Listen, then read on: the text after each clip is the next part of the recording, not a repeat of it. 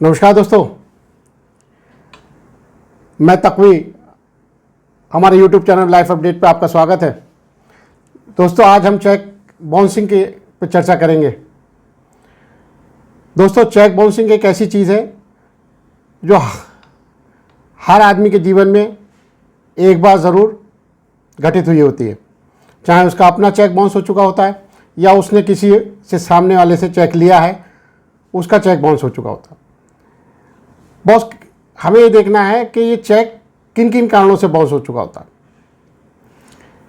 Bank में अगर check लगाया है और वो वापस आ गया है तो उसकी क्या क्या वजहें होती हैं।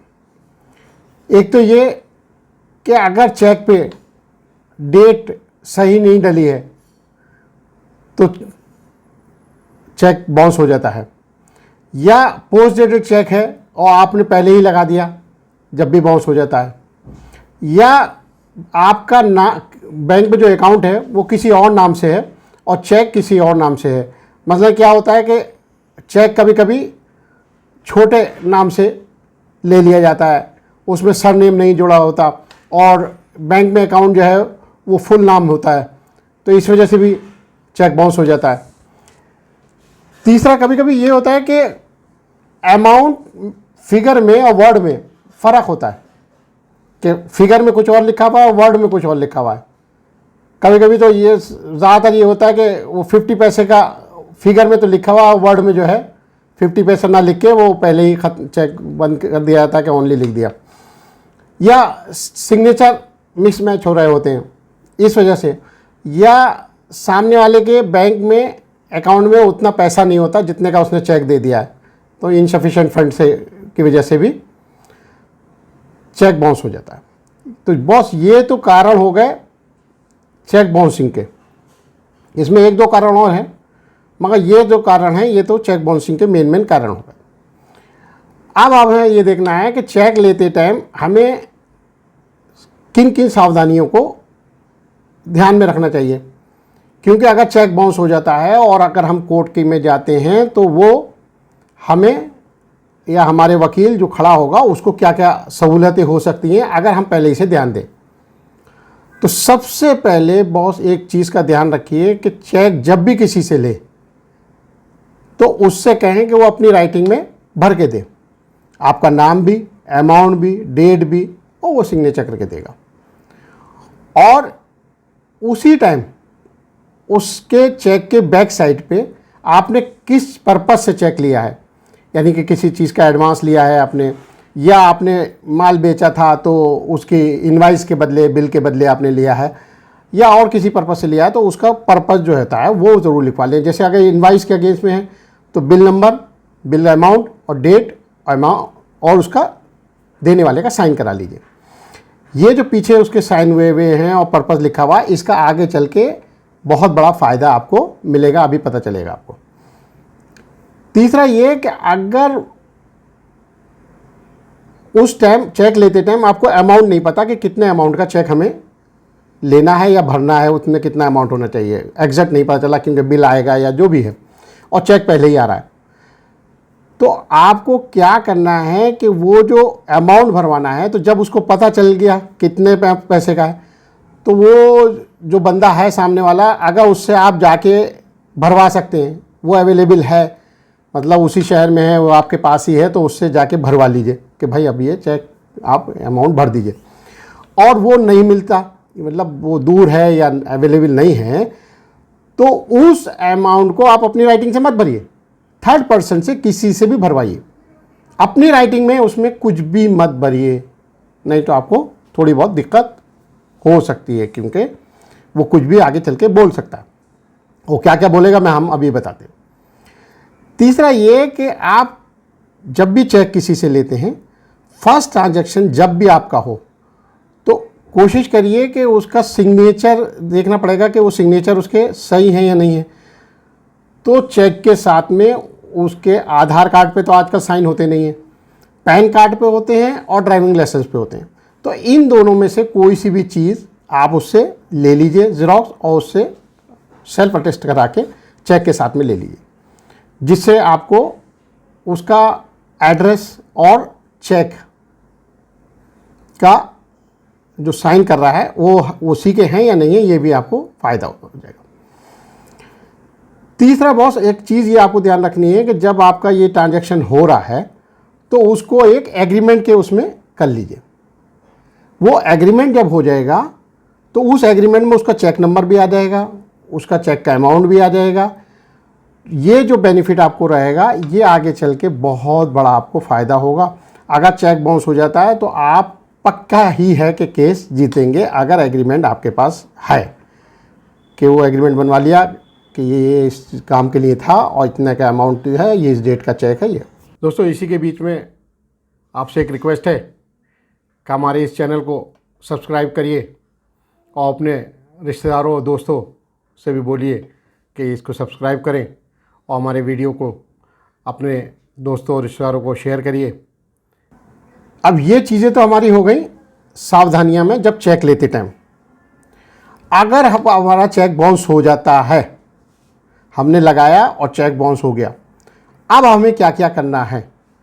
तो बॉस, सबसे पहले तो एक मोरली ये है कि आपका चेक बाउंस हो गया, आप उससे बात करिए कि भाई मेरा ये तुमने चेक दिया था वो बाउंस हो गया।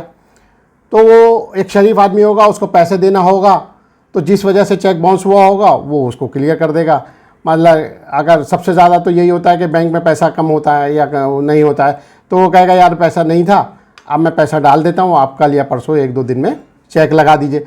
सबसे बड़ी चीज़ तो ये है कि अगर उसको पैसा देना होगा तो वो आपको ये कहेगा कि 2-3 दिन में आप चेक लगा दीजिए और ये मैंने पैसा डाल दिया है, तो वो आप डाल दीजिए और हो जाएगा। अब अगर वो पैसा नहीं देना चाहता, आनाकानी करता है, तो अब आपको क्या करना है? अब आपको जो चेक रिटर्न हुआ है, तो बैंक जब रिटर्न करता है तो एक मेमो बना के, रिटर्न मेमो बना के और चेक के साथ में आपको देता है। वो आपको चाहे बैंक बाय पोस्ट दे देता है और आप अगर बैंक जाते रहते हैं तो बाय हैंड भी आपको दे देता है। अब वो जब रिटर्न चेक आपके में मेमो है तो आप किसी वकील से देखिए और वकील के थ्रू आप उसको एक नोटिस, लीगल नोटिस भिजवा दीजिए।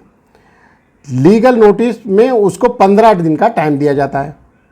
इस 15 दिन में जब वो बीत जाएगा तो आप उसको केस लगा सकते हैं।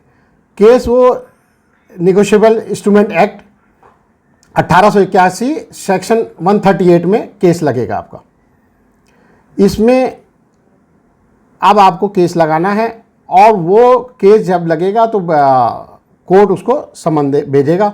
समन भेजने पे उसको वो आप कोर्ट में हाजिर होगा और जो वो अपनी, अब हम एक चीज़ और बता दें, वो अब दलीलें क्या क्या देगा अगर उसको पैसा देने में आनाकानी करनी है।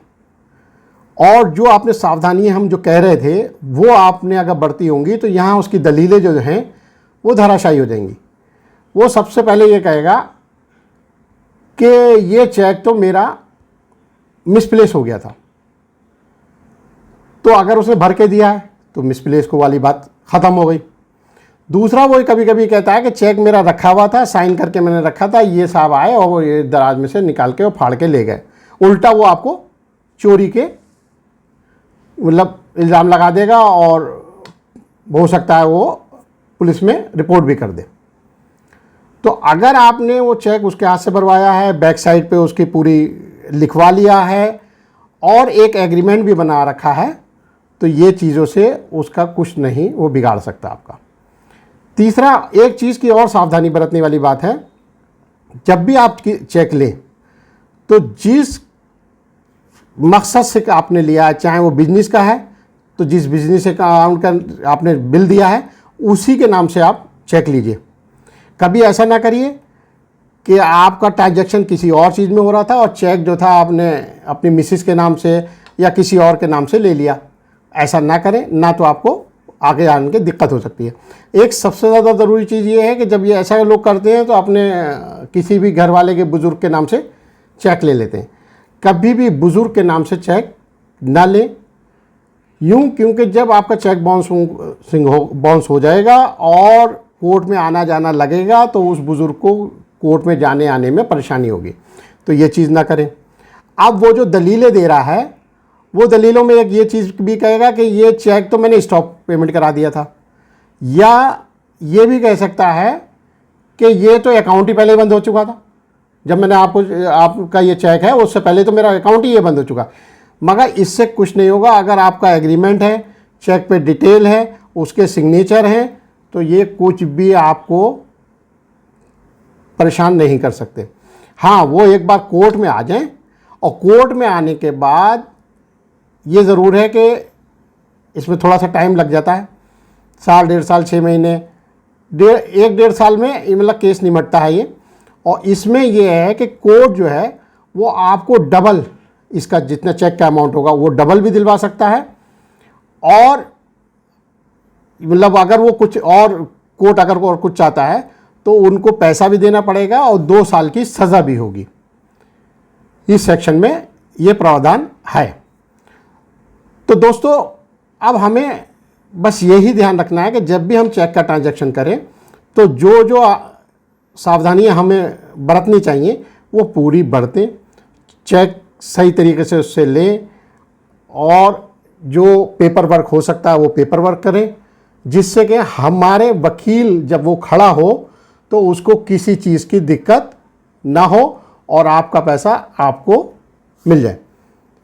बॉस, अब हमारी एक ही रिक्वेस्ट है कि हमारे इस चैनल को सब्सक्राइब करिए, और अपने दोस्तों और अपने रिश्तेदारों से भी कहिए कि इस चैनल को सब्सक्राइब करें, और आप इस वीडियो को अपने दोस्तों और रिश्तेदारों को शेयर करिए। और बॉस, धन्यवाद।